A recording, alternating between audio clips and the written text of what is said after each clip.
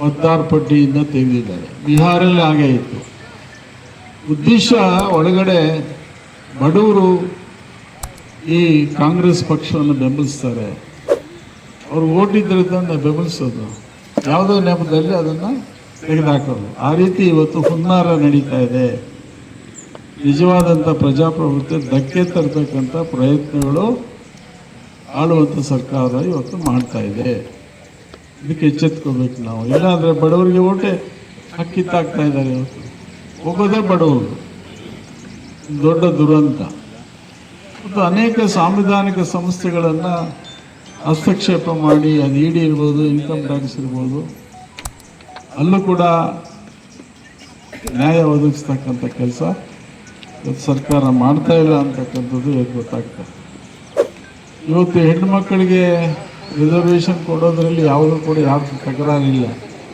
ಆದರೆ ತರಾತುರಿಯಲ್ಲಿ ಇವತ್ತು ಬಿಲ್ಲನ್ನು ಇಂಟ್ರೊಡ್ಯೂಸ್ ಮಾಡ್ತಾರೆ. ಅವರೇ ಹೇಳಿದ್ರು 2028ಕ್ಕೆ ನಾವು ಹೊಸ ಸೆನ್ಸಸ್ ಪ್ರಕಾರ, ಸೆನ್ಸಸ್ ಆದಮೇಲೆ ಜನಸಂಖ್ಯೆಗೆ ಅನುಗುಣವಾಗಿ ನಾವು ಕ್ಷೇತ್ರಗಳನ್ನು ಪುನರ್ವಿಂಗಡಣೆ ಮಾಡ್ತೀವಿ, ಹೆಚ್ಚು ಮಾಡ್ತೀವಿ ಅಂತ ಅವರೇ ಹೇಳಿದರು. ಹಿಂದೆ ಪಾರ್ಲಿಮೆಂಟಲ್ಲಿ ಬಿಲ್ ಪಾಸ್ ಮಾಡಿದ್ದು ಹಾಗೇನೆ. ಆದರೆ ಇವತ್ತು ಯೂ ಟರ್ನ್ ತಗೊಂಡು, ಇಲ್ಲ ಇಂದಿನ ಪಾಪ್ಯುಲೇಷನ್ ಆಧಾರದ ಮೇಲೆ 2011 ಪಾಪ್ಯುಲೇಷನ್ ಮೇಲೆ ನಾವು ಮೀಸಲಾತಿಯನ್ನು ಮಾಡ್ತೇವೆ.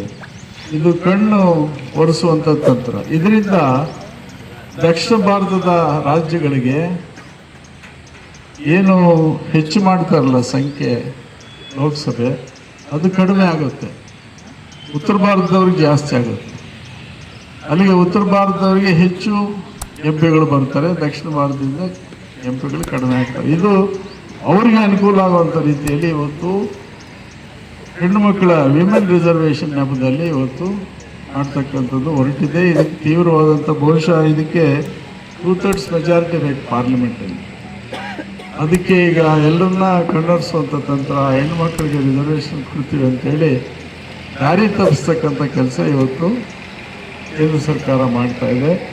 ಇದಕ್ಕೆ ಈಗಾಗಲೇ ವಿರೋಧ ಪಕ್ಷ ಬಹುಶಃ ಯಾರು ಕೂಡ ಒಪ್ಲಿಕ್ಕೆ ಸಾಧ್ಯ ಇಲ್ಲ, ವಿರೋಧ ಇಲ್ಲ. ಆದರೆ ರೀತಿ ಪದ್ಧತಿ ಸರಿ ಇಲ್ಲ ಅಂತಕ್ಕಂಥದ್ದು ವಿರೋಧ ಪಕ್ಷದ ಧೋರಣೆ ಅಂತಕ್ಕಂಥದ್ದು ನಾವು ಅರ್ಥ ಮಾಡ್ಕೋಬೇಕು. ಇದ್ರ ಬಗ್ಗೆ ಬಹುಶಃ ನಾವು ಕೂಡ ಬೀದಿಗೆ ಇಳಿಬೇಕಾಗ್ತದೆ ಅಂತಕ್ಕಂಥ ಮಾತನ್ನು ಹೇಳಿ, ಇವತ್ತು ನಾವೆಲ್ಲ ಕೂಡ ಅವರ ಆಶಯಗಳಿಗೆ ಅನುಗುಣವಾಗಿ ನಡೆಸ್ಕೊಳ್ತಕ್ಕಂಥ ಪ್ರಾಮಾಣಿಕ ಪ್ರಯತ್ನವನ್ನು ಮಾಡೋಣ ಅಂತೇಳಿ ಹೇಳಿ, ನಮಗೆಲ್ಲ ಒಳ್ಳೆಯದಾಗಲಿ. ಇವತ್ತು ತಾಲೂಕಲ್ಲಿ ಸಾಕಷ್ಟು ಅಭಿವೃದ್ಧಿ ಕೆಲಸನ ಮಾಡಿ, ಬೇಕಾದಷ್ಟು ಸಮಸ್ಯೆಗಳನ್ನು, ಬೇಕಾದಷ್ಟು ಶಾಲಾ ಕಾಲೇಜುಗಳನ್ನು, ಬೇಕಾದಷ್ಟು ಮೂಲಭೂತ ಸೌಕರ್ಯಗಳನ್ನು ಬಡವರಿಗೆ ಮಾಡುವಂಥ ಪ್ರಾಮಾಣಿಕ ಪ್ರಯತ್ನವನ್ನು ನಾವು ಮಾಡಿದ್ದೀವಿ ಇವತ್ತು.